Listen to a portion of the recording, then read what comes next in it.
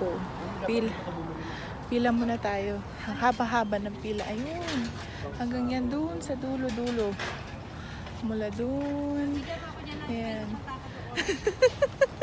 Bigyan mo ako space na punta ako sa Ate.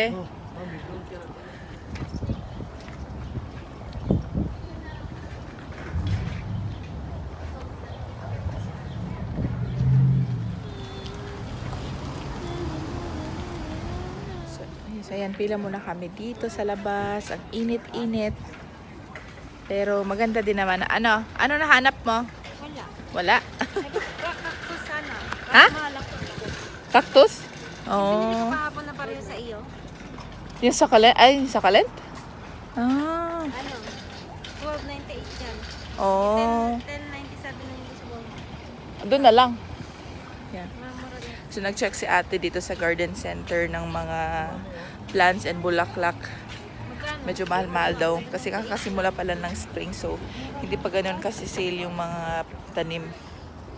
So, yan, tingin sila ng shed. Parang shed dun sa pwede siyang parang gawing tool shed sa labas. Sa likod ng bahay. Time check 12 noon dito. Direk yung araw pero malamig yung hangin. So, okay lang din maghintay dito sa labas.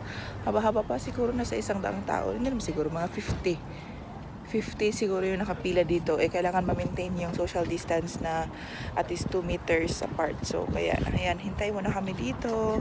Okay lang naman maghintay kasi medyo malamig. Sakto lang, mainit pero malamig yung araw. Malamig yung hangin. So, ayan. So, I'll update ko kayo mamaya. Pag malapit-lapit na kami doon, hopefully mabilis lang. As of now, medyo naka-step na rin kami. Malapit-lapit na. So, yeah. See you later. Yay! Malapit na kami. So, yeah, we need to maintain 2 meters apart. So, ayan si ate. Ayan si kuya. Ako naman dito naman ako.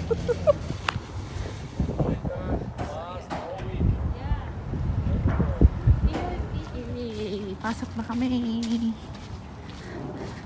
Pag hindi ako makontrol ang tao dun sa Milada, Alin? lalagyan ko ng ganito pala. Lagyan mo ng ganyan. Sanitize. So, na-sanitize.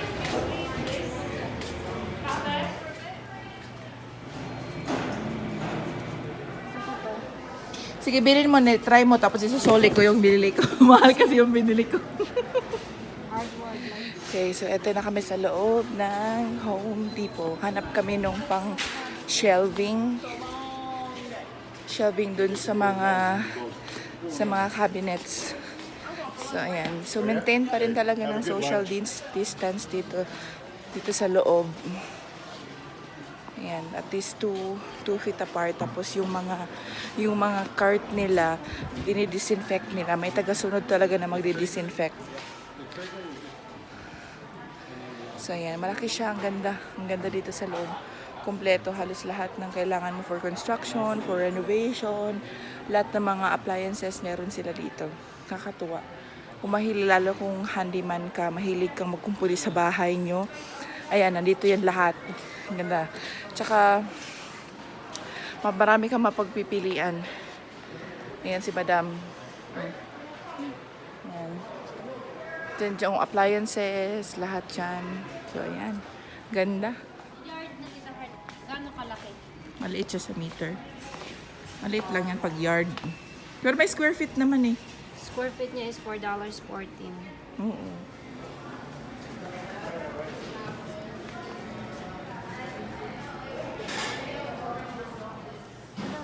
Ito kami sa shelf. Ito yung 25. Mali pala, ito pala. Wire shelving. Yan. Kasi dadagdagan namin ng mga shelves yung sa cabinet. Yung sa pantry, tsaka yung sa mga cabinet, clothes cabinet dun sa loob ng room. So, ayan, ito siya. Tingin kami. Ayan. Pero ang haba kasi. Kayo na magkakat nga. Oh. Puti naman ito. Hindi naman pala siya kuan. Hindi siya clear. So, in fairness naman, na-maintain talaga yung social distancing dito. Aware na rin naman yung mga tao kung paano sila magdi-distance. Tapos, yeah, mostly dito may mga nakamask. Tapos, meron ding mga naka-wear naman ng gloves. So, like kami, ito, disposable gloves. Make sure lang naman, please, kung hahawak kayo ng cellphone, tatanggalin nyo naman yung mask, yung gloves. Kasi, madumi na yan. Tapos, itatouch mo yun sa phone mo. So, nandun din yung germs o yung virus. Ayan, ready to pay na.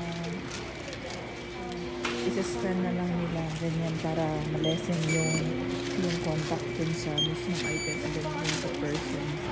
So yan, maganda siya. Yan. Scan lang nila lahat. So, Which pala yan?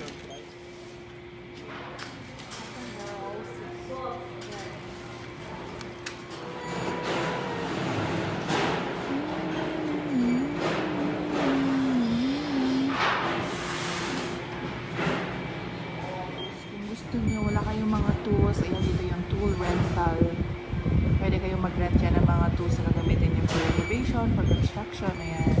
Ayan, may inukan sila, may hand sanitizer set. Ayan agad yung mga tao na nagpipila sa labas.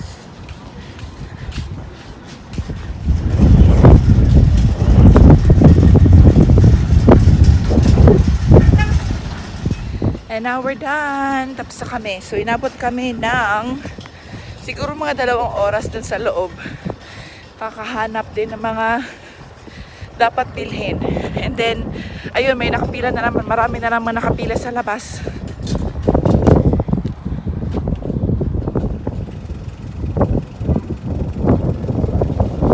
And now, we're done. At dito na kami sa car. Tapos na kami mamili. And then, yeah. So, masasabi ko lang very good. Yung mga tao, sumusunod naman sila dun sa social distancing. Tapos yung store, talagang mini-make sure nila na nasa-sanitize nila yung mga carts bago ibigay dun sa customers. Tapos, meron silang mga designated lines or may mga markings kung saan ka pipila. And then, yeah, yung mga scanner na lang para mas mabilis. And then, malilesen yung contact sa tao, sa mga customers. And then what else? Organize yung pila sa labas. Hindi nag-uunahan yung tao. Talagang sumusunod naman siya. And yeah, and that's it. That ends our vlog for today. Thank you for watching us. I'll see you again on my next vlog. See ya. Bye.